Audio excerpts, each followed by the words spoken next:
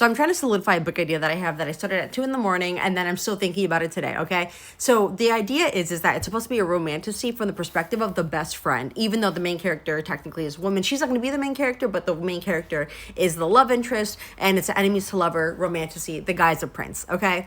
When it comes to the prince, I think the way I'm going to do it is I'm realizing I don't really need his POV. I thought I needed his POV, but I can kind of just explain the scene in the sense of like, one of the biggest tropes I see a lot is like, oh, there's a like small town girl, never done anything. She's the chosen one, and now she's all powerful with like no training. And you're like, how the hell? But anyways, it's whatever. It's not the point. People are here for like the plot and the love.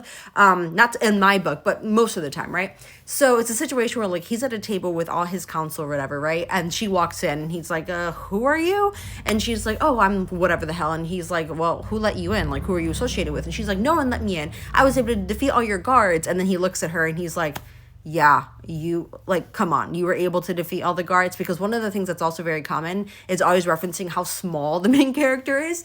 So he's like, yeah, okay, sure. So then he calls the head guard and he's like, hey, like, who's she with? Who let her in? And he's like, sorry, sire, like, I don't know if that's what they say, but I'm sorry, sire, like, she actually did defeat, like, the guards. And he looks at me and goes, you let this 5'2" max girl beat 56-foot man? Why do I pay you? What's the point then?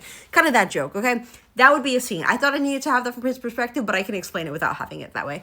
So then going to the best friend, who's like kind of what started it, is the idea of like, she knows what tropes are. Like, she understands that like something's up. So for example, before we even get to that, like, obviously the best friend usually goes on the mission with the main character. And so when the main character's telling her the story, the best friend's like, you know what? I have nothing better to do. Like, I don't want to go to work. I can't stand it here. Whatever her job is, I don't know. We have to see, because the prince is in a castle, so we have to figure out that situation.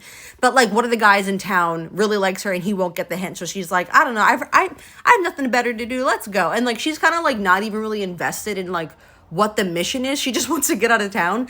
And then the other situation would be like, you know, the main character gets kidnapped. She goes, she rescues her. They take him out. And after she rescues her, they're like catching up on everything that happened. And as the main character is talking about, you know, being locked up in a dungeon by the prince, the best friend's like, why are you talking about him like that? And basically like kind of getting a joke or a sense that the main character is like falling in love. And she's like, girl, he locked you in a dungeon for 3 days. Just because he's tall with green eyes and a velvety voice, whatever the hell that means, does not mean he's the love of your life. So like, that would kind of be the best friend's perspective and like how she handles it.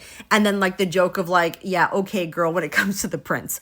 That's what I have so far. I have to make the rest of the story based on those 3 examples.